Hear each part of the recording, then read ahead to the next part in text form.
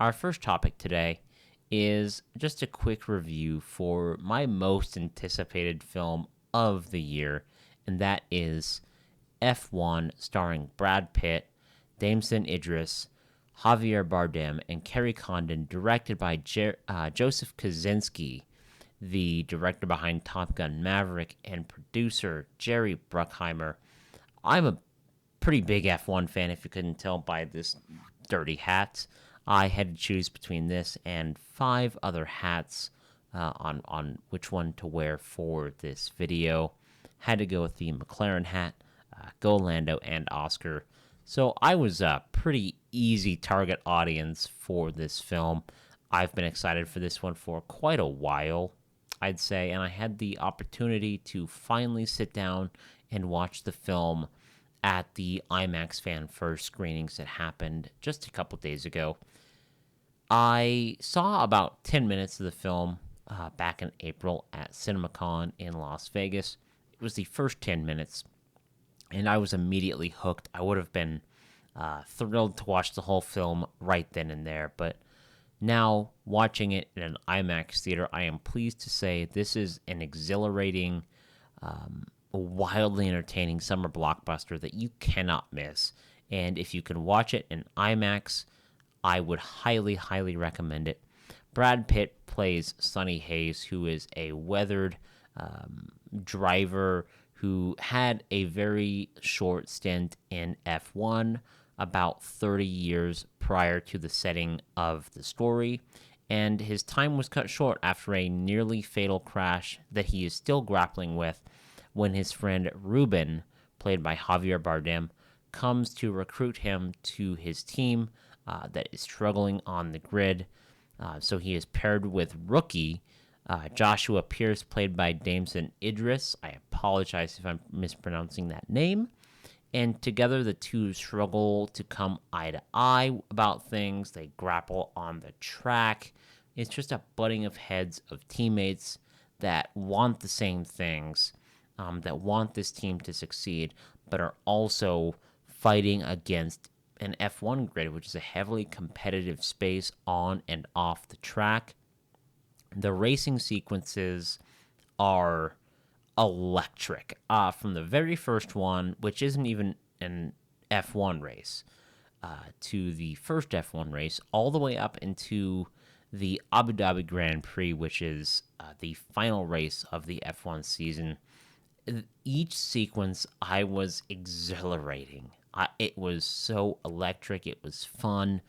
As somebody who watches every race, it really puts you in the cockpit with these drivers. It feels like you're on the track. And filming for the film was done at several race weekends, so, each Grand Prix weekend. So filming was done in front of a real audience, alongside real drivers. And you see a couple of them throughout the film. One of them being my favorite driver, Lando Norris. It was just a really exciting film to watch, not only as a film fan, but as an F1 fan. You don't have to know anything about the sport to enjoy this film, and fans of the sport will also get a very big kick out of some Easter eggs in the film. I chuckled out loud several times at some Easter eggs. One in Act 3, I was thrilled about from a race several years ago. You'll recognize some familiar commentators from the sport. It felt very authentic, and it's clear that Bruckheimer and Kosinski wanted to preserve some of that authenticity and grounded nature that they had with Top Gun Maverick just a few years ago. And it really pays off here. The performances are all solid. I will say the romance between Brad Pitt, his character, and Kerry Condon's character was a little bit forced. You could have taken that out of the film, but it certainly doesn't hurt the film at all. It doesn't detract from anything. It's just something that you probably could have taken away. And you might have heard that the film does run long. It is a lengthy 2 hours and 35 minutes.